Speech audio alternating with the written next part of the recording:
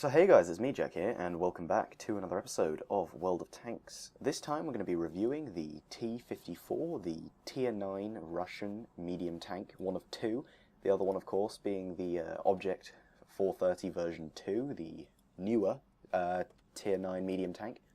We're going to be going through how you can play this effectively, and if you don't own one, how to take one out effectively. We're also going to be looking at appropriate equipment selection, and the best method of unlocking the modules. So let's get started. So the first thing we're going to go over is the research pattern.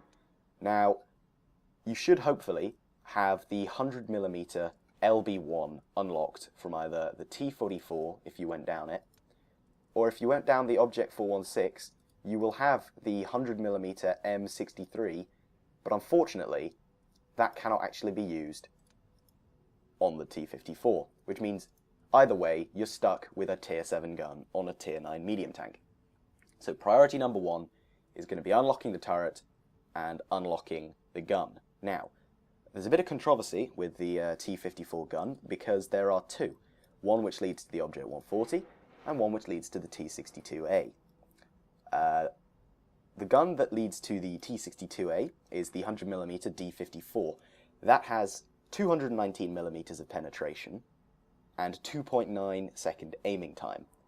The 100mm D10-2C has 201mm of penetration and 2.3 second aiming time, and that is the gun I prefer for the pure difference of the 0.6 second aiming time difference. The 18mm of penetration that you lose when you use this D10-2C is, in my opinion, counteracted by the better dispersion rate, rate of fire, and aim time. And also it weighs a bit less, so your tank is slightly more mobile. In my opinion, the gun allows a much more flexible playstyle, and if you are coming up against Tier 10 heavies that you can't reliably penetrate frontally, then there is always the option of loading the high explosive anti-tank ammo, which has 330mm of penetration. Now that you have the 100mm gun of your choice unlocked, the next step would clearly be to go for the tracks, and then the engine, and then the radio. However, you should have the radio unlocked, I think, from the T-44, the KV-3, the IS-3, many other Russian tanks, and they don't even have to be medium tanks. So that is the tech tree. The last thing that's left is obviously if you're going for the Object 140 or T-62A. Obviously, I have both, and I prefer the T-62A, but that's a different review for a different time. They're very different tanks in terms of their strengths. So now we will move on to the tank itself. The tank has a specific horsepower to ton ratio of 20.01 in this current loadout that I have. It is important to bear in mind that I currently have no equipment on it due to the fact that I moved it over recently to my T-62A. But the 20 horsepower to tons really allows you to move quickly around the battlefield and react to changing situations. The 56 speed limit allows you to rocket round, and if you go down hills, you will probably reach around 70 kilometers per hour. The traverse speed of 48, while isn't awful, it is not as good as the the Tier 10 medium tanks. The hull armor is 120mm at the front, 80mm at the side, 45 at the rear. The turret is 200 at the front, 160 at the side, and 65 at the rear. This hull armor is better than two of the three Tier 10 Russian medium tanks. And the slope on it allows you to get a much higher effective angle than what is stated in World of Tanks. I have bounced Jagdpanzer E100 guns off the front of my T-54. It is the kind of medium tank that can do that. However, it is not something you should rely on, merely something that is a benefit to the tank. The turret, however, is extremely strong, with 200mm at the front that is highly sloped and angled, and very small weak spots at the cupolas that are very hard to hit. However, this is not quite as strong as the Tier 10 medium, the T-62A, but it is very reliable against Tier 9 and some Tier 10 heavy tanks. The gun has a standard damage of between 240 and 400, but however usually rolls between 300 and 350. The penetration can vary between 151 and 251, and that's perfectly acceptable in my opinion for a tier 9 medium tank. However, of course, there is the option of firing high explosive anti-tank. Now the rate of fire is 7.69 rounds per minute, giving you an actual reload of 7.48 in my current configuration. However, if you mount a gun-laying drive, rammer, and have brothers in arms, I'm sure your actual reload time will be around 6.5 seconds, as that was what it was when I was grinding this tank. The turret traverse speed is 44 degrees per second, which is extremely fast and allows you to counter scouts attempting to circle you. So now we'll go on to the crew. The commander, gunner, driver, and loader. This is a 4 crew member tank. Now, in terms of skills, I would recommend getting repairs for the crew as the first skill, and then once that's 100%, perhaps swapping it out for brothers in arms, so you get the benefit of the repairs whilst grinding the tank, and then whilst having 100%, you can swap it out for brothers in arms without the grind. Then, for the commander, I recommend Sixth Sense. For the gunner, I would choose Snapshot. For the driver, in my opinion, clutch braking or off-road driving would be extremely useful. And for the loader, well, safe stowage. And also, it is important to note that the loader also acts as the radio operator, which means you can also put things such as situational awareness as a crew skill, which would extend this tank's view range from 390 to around 400. So there we go, that's the tank. Let's look at some equipment that I put on. In my opinion, I would put a medium caliber tank gun rammer on. It's important to have improved vents, that's always useful. And you can either fit a vert stab or a gun laying drive. In my opinion, I'd put the vert stab, purely for the extra 20% when you're moving. And there we go, that's pretty much the tank in the garage. If we have a look at it, you can see it's an extremely nice looking tank. It is, in my opinion, one of the best looking tanks in the game that I have unlocked. And without further ado, why don't we get on to, say, some gameplay and see how it performs in a battle. So here we are, guys. It's an encounter battle on El Haluf. The chance to win is 56%, which means I'm going to be playing quite aggressively to attempt to secure some kills.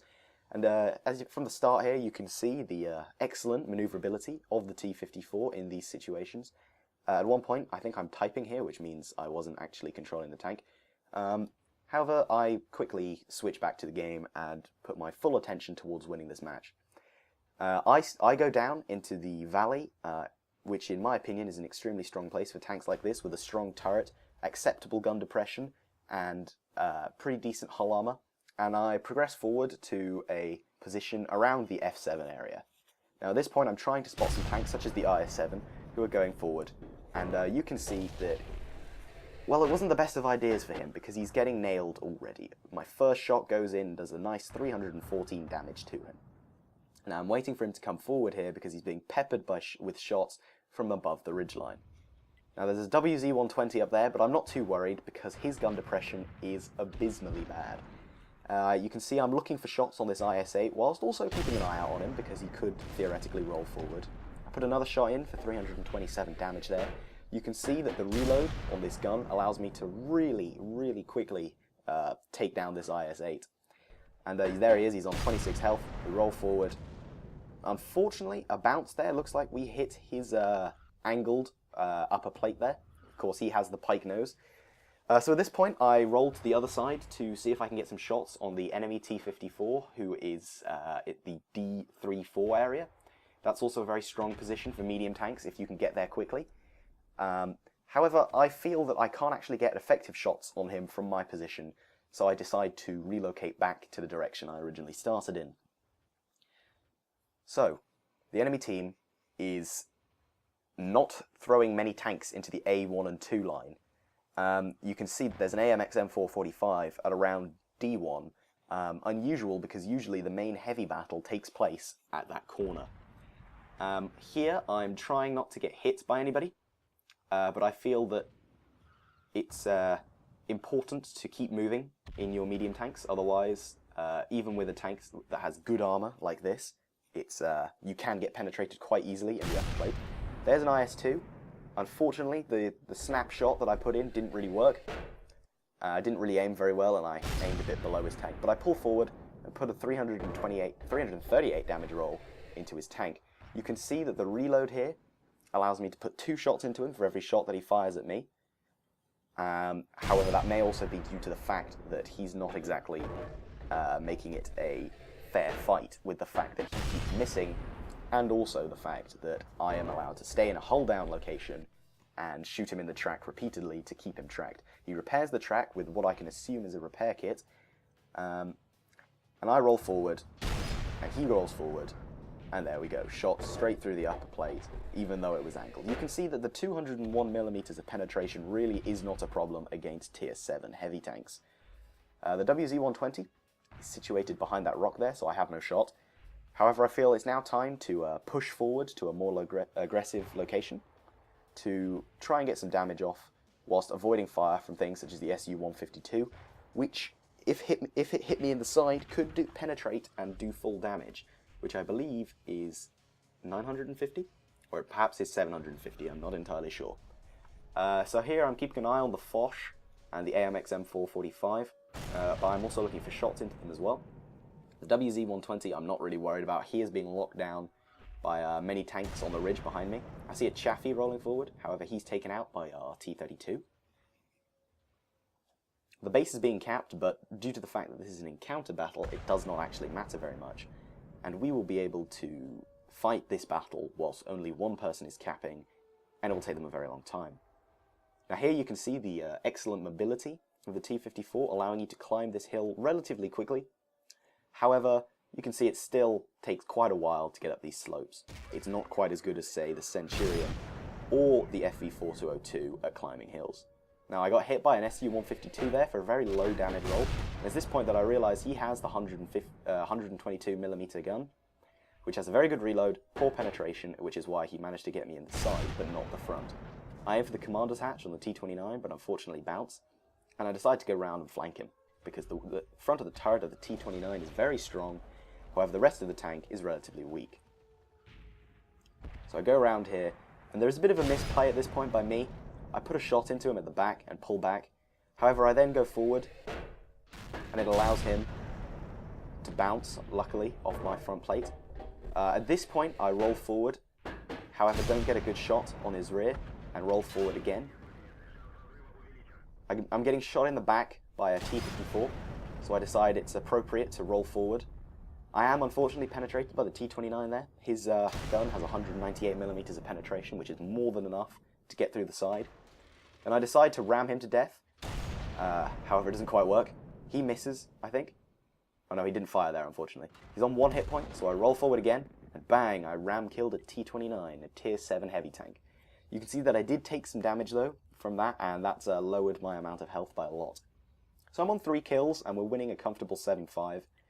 The enemy are in very weak positions compared to our allies. I'm telling my guys on the ridgeline behind me to give me some support as I roll along here. Now, I know there's an enemy Foch there, so I don't want to come the way he's expecting me to. Instead, I take this route round the side, and then spot the Foch right there. Now, the Foch has a very good gun, which has a pretty decent reload. However, my gun is also not bad, and I can put effective fire into his weak spots. You can see that unfortunately he managed to penetrate the upper hull, which was a bit unlucky in my opinion. It was very well angled. He fires again, so I roll forward, put a shot into his lower plate, which was very lucky actually, seeing as it wasn't very well aimed.